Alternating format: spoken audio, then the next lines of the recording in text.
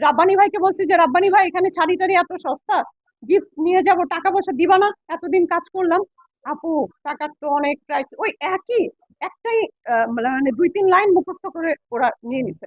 আহ, টাকা পয়সা অনেক সমস্যা যাচ্ছে, খুব ক্রাইসিস যাচ্ছে, প্রডিউসার টাকা দিচ্ছে না, তোমরা একটু এরকম ইয়া করো, ঠিক আছে এই বলে আমাকে যাওয়ার দিন আহ, ইয়াতে বসে কি বলে এয়ারপোর্টে বসে আমাকে কিছু টাকা দিছে, এবং ওই দিন আসার সময় কিছু টাকা দিছে, এই 16,000 টাকা আমাকে দিছে। এবং সে যে বলতেছে যে 5 দিনের কথা বলে নিছি, নো, 20 দিনের কথা বলে নিছে। আমি এখানে কাজ করব না, আমার শিডিউল দিব না? আমি তো জেনে নিছি যে আমার কয়দিন, আমি 20 দিন হিসাব করে রেখে তারপর আরো 2 দিন রেখে তারপর আমি এখানে শিডিউল দিয়ে গেছি।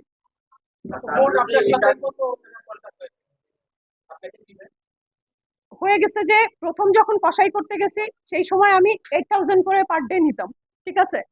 পরবর্তীতে আমার রেমুনারেশন 12